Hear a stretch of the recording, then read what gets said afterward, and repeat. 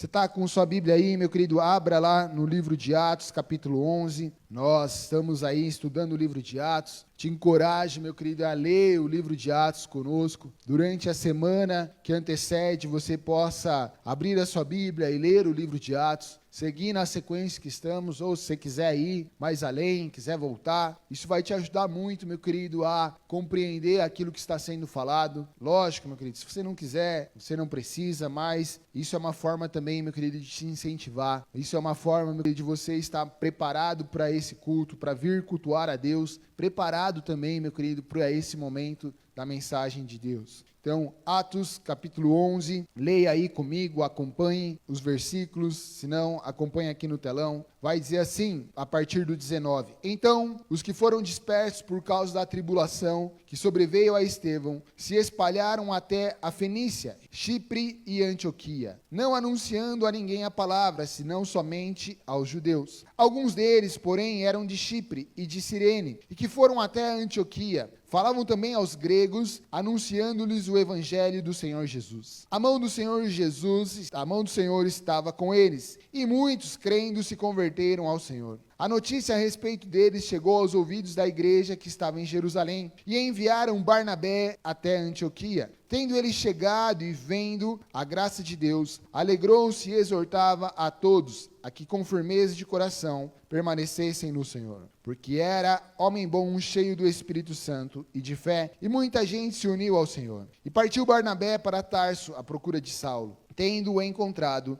levou-o para Antioquia. Por todo um ano reuniram naquela igreja e ensinaram numerosa multidão. E em Antioquia foram os discípulos pela primeira vez chamados cristãos. Naqueles dias, então, desceram alguns profetas de Jerusalém para Antioquia, e apresentando-se um deles, chamado Ágabo, dava a entender pelo Espírito que estava para vir grande fome por todo o mundo, ao qual sobreveio nos dias de Cláudio. Os discípulos, cada um conforme suas posses, resolveram enviar socorro aos irmãos que moravam na Judéia. O que com eles, com efeito, fizeram, enviando aos presbíteros por intermédio de Barnabé e Saulo. Pai, obrigado pela tua palavra, Senhor. Fala conosco nessa noite. Queremos ser edificados, ministrados pela verdade do teu reino. Além de conhecimento humano, Pai, que a manifestação do teu Espírito venha sobre nós nessa hora, para que de forma clara possamos entender e compreender aquilo que o Senhor espera de nós como verdadeiros discípulos. No nome de Jesus, Senhor, vem sobre cada vida aqui, trazendo entendimento e revelação, que possamos, ó Pai, ser direcionados, iluminados pela sua palavra. Assim nós oramos e te agradecemos no nome de Jesus, Senhor. Amém. Amém. Você pode dar uma salva de palmas a Jesus por isso, meu querido?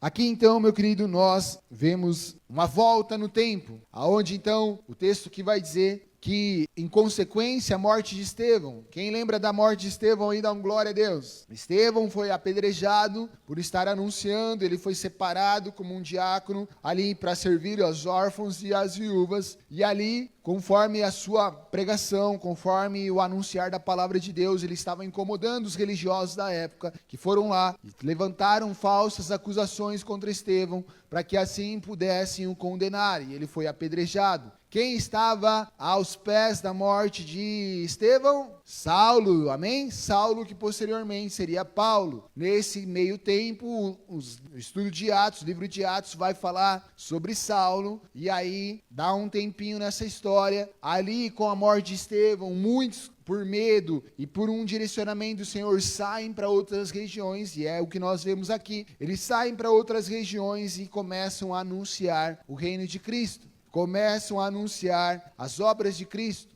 E aqui nós vemos então as pessoas, de uma certa forma, anunciando a mensagem. Aqui, para muitos, esse é o momento onde a igreja tem uma grande expansão, aonde eles começam então não só a anunciar a mensagem para aqueles que se diziam judeus, seguidores de Cristo, mas eles começam a anunciar a mensagem para todas as pessoas. Nós vemos então, meu querido, essa fase da expansão da igreja, mas nós vemos aqui, meu querido, também homens que se propuseram a levar a mensagem com ousadia e com coragem. Nós vamos ler no versículo 20, coloca o 20 para mim, fazendo favor, que alguns deles, porém, eram de Chipre e de Cirene, e que foram a Antioquia e também falavam a gregos, anunciando o evangelho do Senhor Jesus. A Bíblia não fala quem eram esses homens. A Bíblia não relata quem eles eram, mas simplesmente da onde eles vinham. Esses homens, então, meu querido, eles vão além. Antes, os que estavam em Antioquia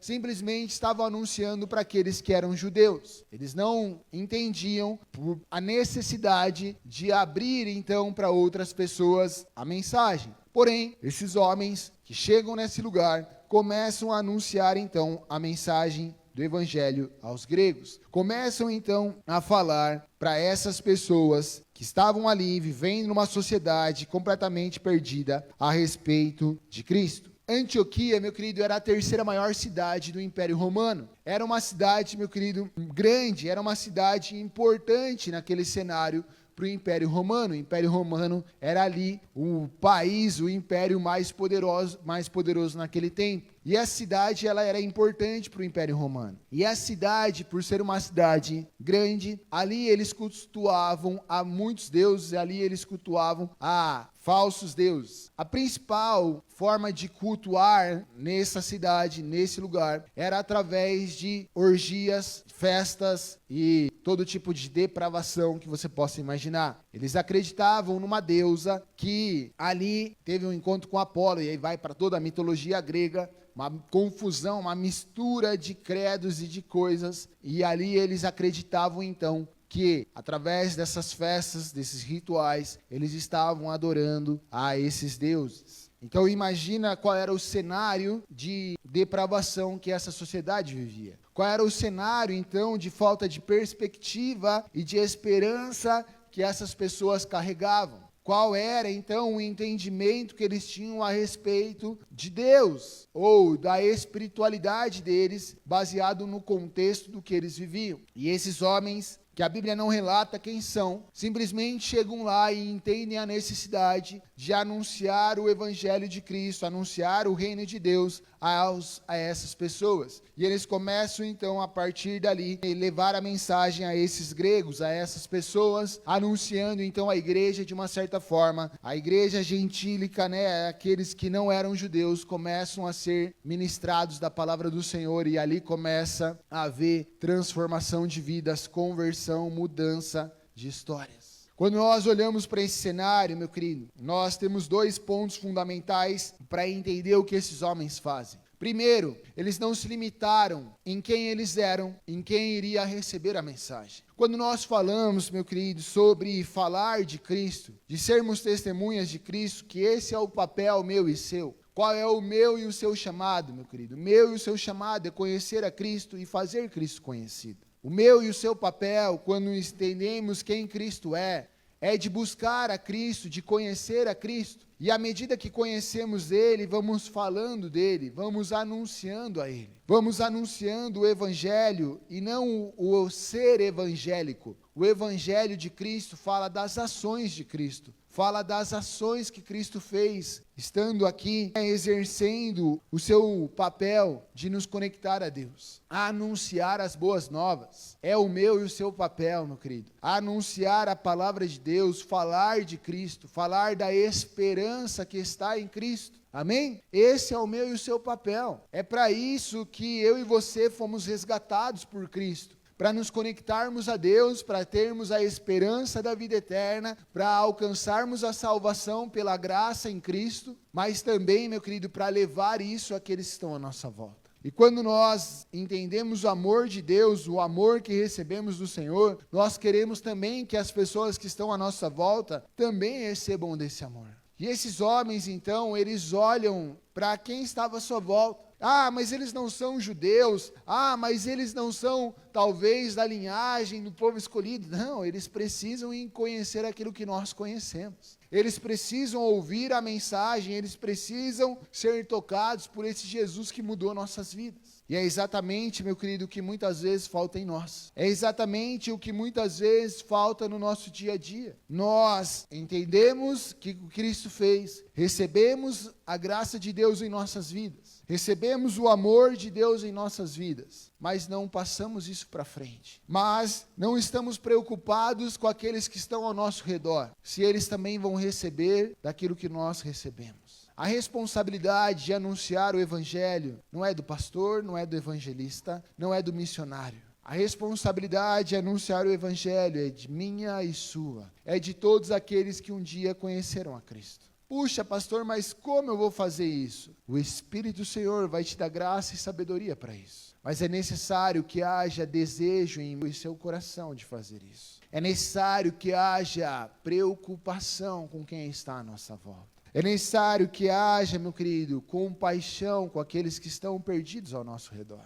No mundo egoísta que vivemos, só pensamos em nós, no que nós podemos receber, do que nós podemos ter, do que Deus pode fazer em nossas vidas. Aqueles homens saem de um cenário, saem de suas cidades e chegam até Antioquia e começam a anunciar e começam a falar de Cristo, aqueles que estão à sua volta. Provavelmente eles viram pessoas confusas, pessoas debilitadas, pessoas cansadas. Havia um grande cansaço, semelhante ao que há hoje, meu querido, de religiosidade. As pessoas praticavam os seus rituais, iam ao templo, festas, orgia, prostituição. Mas elas se sentiam vazias porque aquilo não preenchia as suas vidas. Porque aquilo não transformava a realidade deles. Muito semelhante ao que a gente vê hoje. As pessoas buscam, mas sempre estão vazias. Porque o que preenche, o que transforma é Cristo em nós. É a glória do Senhor em nossas vidas. Nós estamos diante de um cenário, meu querido, que muitas coisas podem acontecer. E essa é a hora da igreja verdadeira, essa é a hora dos discípulos, essa é a hora dos testemunhas se levantarem e começarem a anunciar o reino de Deus. Ainda nós não estamos num período de caos, mas um cenário mais apocalíptico, um cenário mais extremo, algumas visões mais extremas, meu querido, já estão falando disso. Já estão pensando e se antevendo em relação a isso. E aí, meu querido, nós seremos aqueles que vão ficar com medo das coisas? Ou nós vamos entender que esse é o momento de sermos testemunhas de Cristo e anunciarmos a mensagem da esperança, a anunciarmos a mensagem da transformação, a anunciarmos a mensagem do amor através de Cristo Jesus? Nós vamos ficar limitados? Puxa, essa pessoa não vai na igreja. Puxa, essa pessoa isso e aquilo.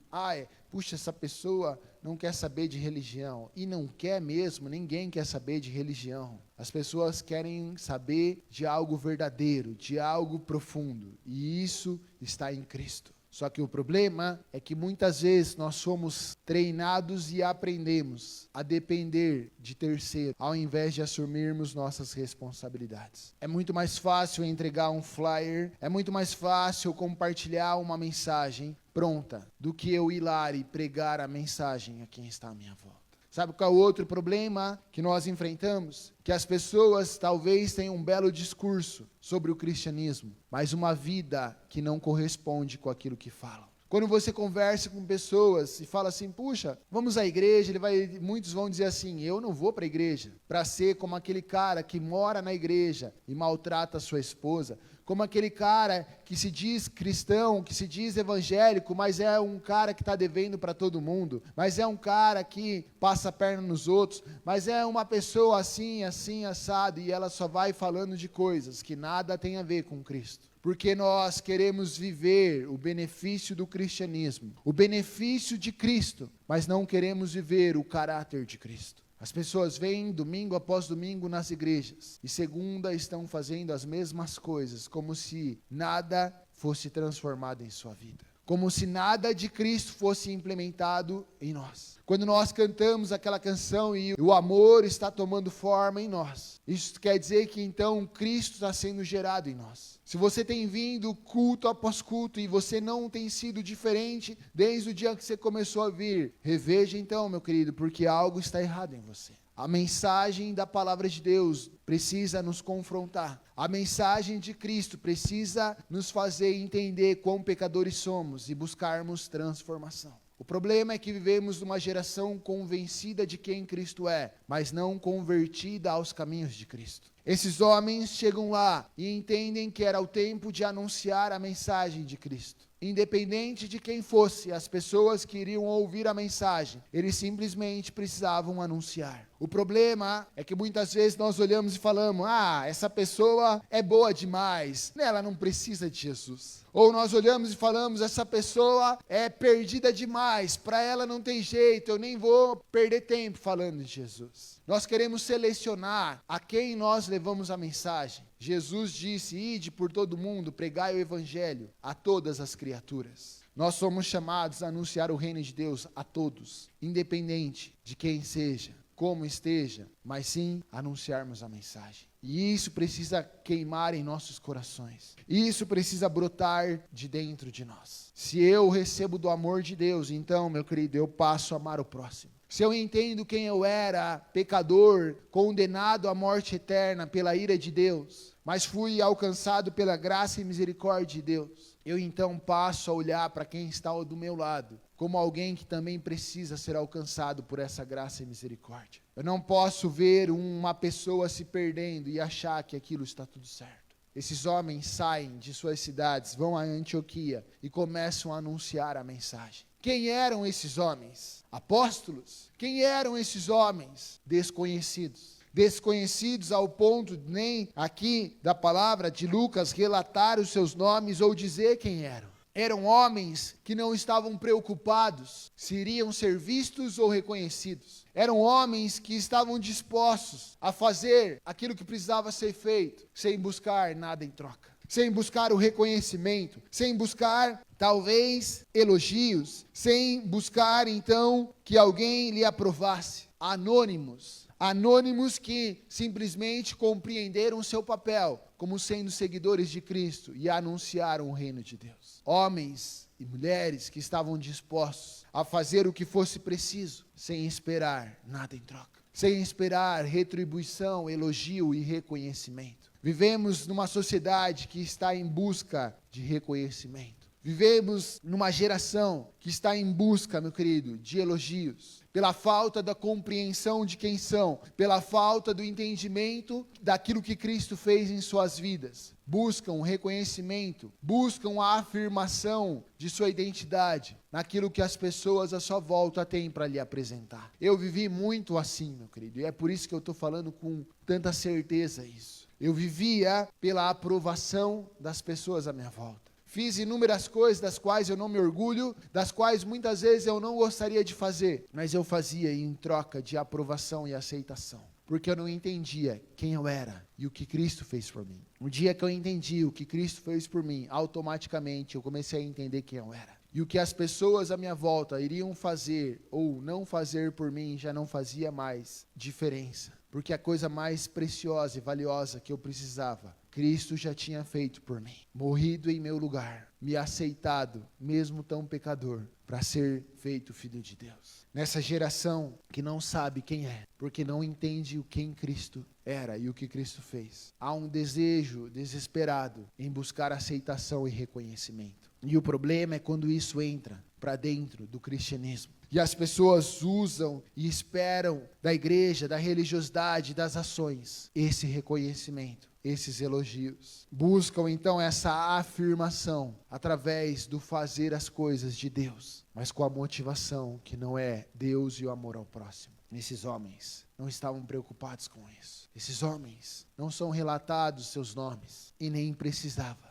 Eles simplesmente estavam dispostos a viver a essência daquilo que Cristo nos ensinou, que é de sermos testemunhas de Cristo. Quantas pessoas fazendo ações, mais preocupadas em mostrar o que estão fazendo, em busca de reconhecimento, do que por amor ao próximo. Lógico que algumas ações precisam ser divulgadas na forma de incentivar mais, na forma de prestar contas, mas não com a motivação de desejo de aparecer ou ser reconhecido. E isso, meu querido, é tão sutil muitas vezes, isso é tão inconsciente, é gerado em nós, que nós começamos a nos perder, quando nós desviamos os nossos olhos de Cristo. Esses homens não estavam preocupados se alguém ia dizer ou reconhecer, mas eles estavam simplesmente preocupados em cumprir aquilo que Cristo chamou para fazer. Então eles começam a anunciar a mensagem, eles começam a falar ali, eles começam então a descrever o que Cristo fez. E vidas começam a ser alcançadas, vidas começam a ser tocadas. O versículo 21 vai dizer que a mão do Senhor estava com eles, Deus era com eles. as pessoas então começavam a ser tocadas, não por que eles falavam, mas sim pela ação do Espírito na vida daquelas pessoas. Sabe o que faz muitas vezes as pessoas deixarem de anunciar a mensagem de Cristo? Porque as pessoas esperam o que elas podem fazer. Elas esperam o resultado daquilo que elas estão fazendo. Meu querido, eis que o semeador saiu a semear. E ele lança uma semente num solo rochoso. E ele lança uma semente num solo duro. E ele lança uma semente no solo espinhoso. E ele lança uma semente numa terra boa. Muitos param e desanimam e deixam de anunciar o evangelho. E deixam de falar de Cristo. Porque estão esperando que pelo fruto de sua mão, pelo realizar do seu trabalho, as coisas acontecem. Puxa, pastor, mas eu falei de Jesus para aquela pessoa, eu insisti e nada aconteceu. É melhor eu parar, então eu não vou falar mais para ninguém. Eu já falei para 2, 3 e parece que entrou por um ouvido e saiu pelo outro. Ei, meu querido, há tempo para todas as coisas.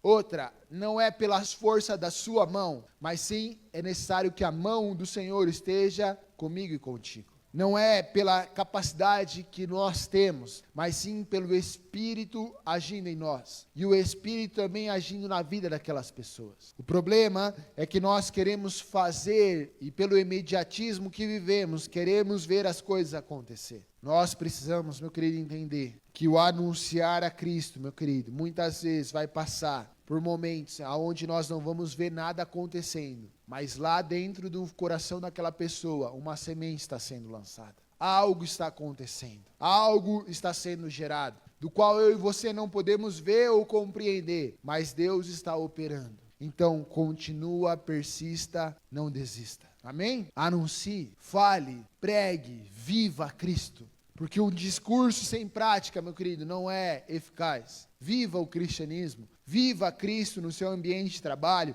Viva Cristo na sua família. Anuncie, fale de Cristo. Ame como Cristo amou. Tenha uma vida de misericórdia e compaixão quem está à sua volta. Isso não é falar de coitadismo, mas é de se colocar muitas vezes no lugar de quem está à sua volta. Sem esperar nada em troca. Sem esperar que nada aconteça, mas simplesmente disposto a amar aquela pessoa, simplesmente disposto a se doar por aquela pessoa. Esse é o papel, meu querido, que nós precisamos ter. E esses homens fazem isso, e a mão do Senhor era com eles, e vidas então começaram a ser transformadas, vidas então começaram a se converter ao Senhor. Não convencer de Cristo, mas se converter, transformação de vida. Mudança de atitude, mudança de caráter, mudança na forma de pensar, mudança na forma de viver. Isso que precisa acontecer, meu querido. Primeiramente em nós, para que possamos falar àqueles que estão à nossa volta. E aí a notícia chega aos apóstolos em Jerusalém, e eles enviam então Barnabé, o filho da conciliação, o homem de conciliação, isso representava seu nome. O mesmo Barnabé que acolheu Saulo, quando ninguém queria receber Saulo em Jerusalém. Nós já falamos sobre isso, quem lembra disso nos cultos passados aí, dá um glória a Deus. Os discípulos, os apóstolos estavam com medo, puxa, Paulo, será que ele está armando uma emboscada? Barnabé vai lá e recebe Saulo. Quem vamos enviar a essa cidade? Quem vamos enviar para ver o que está acontecendo e trazer ali edificação sobre essas vidas? Se eles mandam Pedro, se eles mandam alguém, meu querido, que era mais ligado às leis judaicas, que era mais bitolado em relação aos gentios não receberem a mensagem, poderia ter sido colocado tudo a perder. Mas eles enviam Barnabé, e o texto vai dizer, um homem cheio do Espírito Santo. Barnabé era considerado, e nós vemos aqui, meu querido, pelo que a Bíblia fala dele, um homem que sabia se colocar em várias circunstâncias. Um homem que tinha compaixão com o próximo. Pelo seu nome falar de conciliação, reconciliação, ele era um apaziguador, aquele que abraçava as pessoas, aquele que recebia as pessoas. Meu e seu papel como um cristão é esse. Meu e seu papel, meu querido, é abraçar, é receber as pessoas. Nós somos aqueles que recebem as pessoas, ou nós somos aqueles que espantam as pessoas. Qualquer outro que não tivesse esse entendimento poderia colocar todo o trabalho que estava sendo feito a se perder. Dizendo, ei, o que esses gregos estão fazendo no meio da igreja? O que esses homens que não têm a ver com Cristo, não são da linhagem judaica, estão aqui fazendo? Mas Barnabé vai lá e recebe aquelas pessoas, treina e impulsiona aquelas pessoas. Entende a necessidade, busca auxílio em Saulo. O texto vai dizer que ele vai encontrar Saulo. Alguns estudiosos dizem que Barnabé não consegue achar Saulo, ele tem que encontrar, tem que procurar Saulo. E traz ali para que juntos eles pudessem ministrar aquelas pessoas, edificar, discipular aquelas vidas. Todos nós, meu querido, somos chamados a edificar e discipular o próximo. Todos nós somos chamados, meu querido, a auxiliar as pessoas que estão ao nosso redor. Qual é o problema dessa geração? Que nós temos colocado a responsabilidade sobre a vida de um pastor, sobre a vida de um líder, sobre a vida de alguém, e não queremos nos responsabilizar. Quando foi a última vez que você mandou mensagem para alguém dizendo: e aí, como é que você está? Está tudo bem? Tem alguma coisa pela qual eu posso orar pela sua vida? Tem alguma coisa da qual eu possa te ajudar, meu irmão? Tem alguma coisa da qual eu possa contribuir com você? Não. Esse papel é do pastor, não, esse papel é dos líderes da igreja, não, esse papel é de alguém, do diácono, do presbítero, não, meu querido, esse papel é de todo aquele que é um discípulo e um testemunha de Cristo. Porque nós temos o tempo de mesa, para que você possa edificar a vida do seu irmão. Puxa, pastor, mas tem pessoas que eu não sou tão chegado. Ok, isso faz parte do seu convívio. Mas o que te impede, então, de conhecer essa pessoa, de se aproximar dessa pessoa? Você vem, senta sempre no mesmo lugar, fala sempre com as mesmas pessoas, e não tem problema nisso. Não estou pedindo para você mudar de lugar, mas estou te fazendo parar para pensar. Ah, mas ninguém manda mensagem para mim. Então seja bondoso, misericordioso, com compaixão, e mande para outra pessoa. Faça algo sem esperar nada em troca. Isso eu estou falando na nossa comunidade. Estou falando aqui. E quando a gente vai além dessas quatro paredes, com as pessoas do seu trabalho, da sua família, as pessoas à sua volta, o que nós temos feito? Será que nós temos sido um Barnabé onde Cristo nos colocou? De receber e de levar o amor, discipular, incentivar pessoas? Ou não podemos contar com você? Ou Cristo não pode contar com você? Porque você não está disposto a fazer isso. Você não está disposto a viver isso. Puxa, pastor, mas eu não conheço muito, mas eu sou ainda leigo. Ei, meu querido, você precisa ter duas coisas: disposição para conhecer a Cristo e o desejo de amar a vida do seu irmão. Você não precisa conhecer a Bíblia de capa a capa para dizer para o seu irmão: o que eu posso orar por você? Para dizer: ei, você precisa de ajuda? No que eu posso te auxiliar? Sabe, muitas vezes nós colocamos limitações para aquilo que nós podemos fazer, como uma desculpa para não fazermos as coisas. Barnabé estava de boa em Jerusalém. O que ele precisava ir para Antioquia? E depois ir para Tarso, procurar Saulo para levar Saulo para lá? Ele estava disposto. Ele amava as pessoas. Ele amava o reino e a obra de Deus. Ele amava o próximo. Sabe, meu querido, será que eu e você estamos dispostos a viver uma vida assim? Será que nós estamos dispostos, meu querido, a ser homens e mulheres de conciliação, de reconciliação, pessoas dispostas a agirem em generosidade com os necessitados? Quando a gente fala de necessitados, o que vem à nossa mente é alguém passando fome. Quando a gente fala de necessitado, é alguém passando frio. Também é. Mas quantos necessitados lá no seu ambiente de trabalho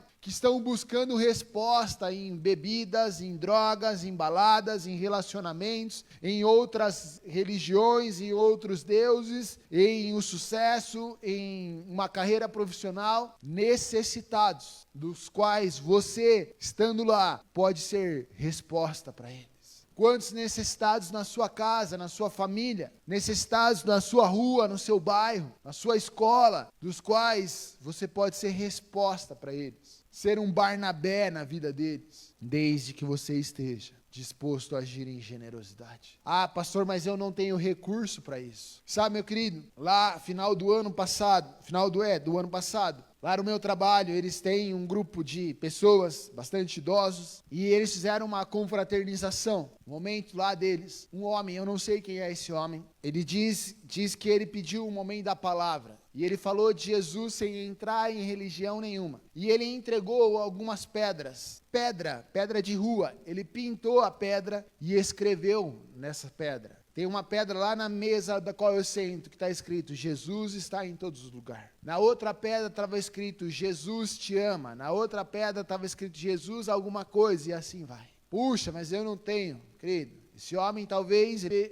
falou lá, anunciou o reino. Mas quantos que ele tocou entregando uma pedra, escrito, Jesus te ama. Jesus está em todos os lugares. Sabe, muitas vezes não é que nós não temos como, é que lá no fundo nós não queremos. Ou não entendemos o que devemos fazer. A responsabilidade, meu querido, de trazer pessoas para ir a uma igreja, não é do pastor ou do grupo de evangelismo da igreja. A responsabilidade é de cada um de nós, é de todos nós. E mais do que trazer pessoas para a igreja, é levar essas pessoas ao caminho de Cristo. É levar essas pessoas ao encontro de Cristo. Só que muitas vezes, o que é mais fácil? Não, o pastor que faça, o irmão que vá, o motoclube que vá, a galera do Águias que vá, a galera da assistência que vá cuidar dos velhinhos lá, deixa o outro, eu não posso, eu não consigo, hoje está chovendo, hoje está calor demais, hoje está muito corrido, e aí nós vamos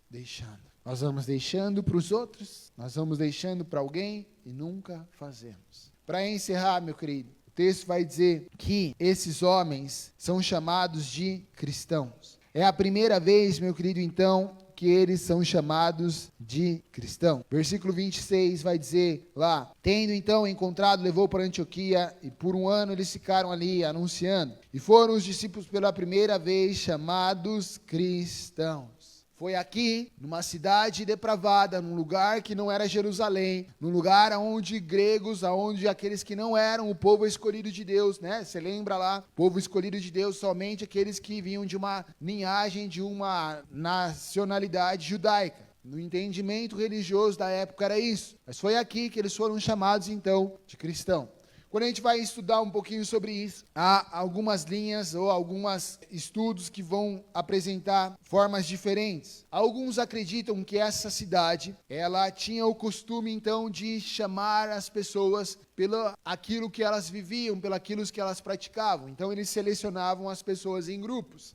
Esses são aqueles lá, esses fazem aquilo, então eles são aqueles lá. E pode ser porque eles falavam de Cristo, então, puxa, aí vamos se chamar de cristão porque eles só falam de Cristo. Uma outra linha vai dizer que eles começaram a ser chamados de cristão por zombaria, numa resposta de zoação a eles, numa resposta dizendo de denegrir a imagem deles. Lembra, era uma cidade depravada, era uma cidade perdida. Então eles começam a chamar de cristão na forma de zoeira, como hoje você chama alguém de crente, de evangélico, é quase um xingamento. Por quê? Porque infelizmente os crentes evangélicos fizeram esse rótulo chegar nesse nível, pela falta de posição de seguir a Cristo. Mas aqui era uma tentativa de denegrir a imagem deles, por aquilo que eles estavam vivendo. Alguns vão entender que tamanha era a manifestação de Cristo em suas vidas, que as pessoas diziam, cara, é o próprio Cristo, é um mini Cristo, então nós vamos chamar ele de cristão. Independente de qual linha for, meu querido. Há uma certeza e algo aponta para isso. Tamanho foi o impacto desses homens naquela cidade. Tamanho foi o impacto da vida deles, verdadeiramente em Cristo, ao ponto de eles serem chamados e comparados como Cristo. Nós, meu querido, não devemos viver por uma religiosidade ou por um rótulo. Nós devemos viver por Cristo e por quem Ele é em nossas vidas. Mas o fato de ser reconhecido como alguém que segue a Cristo deve lhe fazer continuar no caminho, porque você está no caminho correto. Quem está me entendendo aqui pode dar uma glória a Deus. Eles são chamados, então, de cristão. Alguns vão dizer, porque eles eram tão amigos de Cristo. Alguns vão dizer, porque eles eram tão parecidos com Cristo. Alguns vão dizer, porque o amor de Cristo estava neles. E não dava para separar eles de Cristo e Cristo deles. Paulo, lá em suas cartas, vai dizer, sedes meus imitadores, como eu sou de Cristo.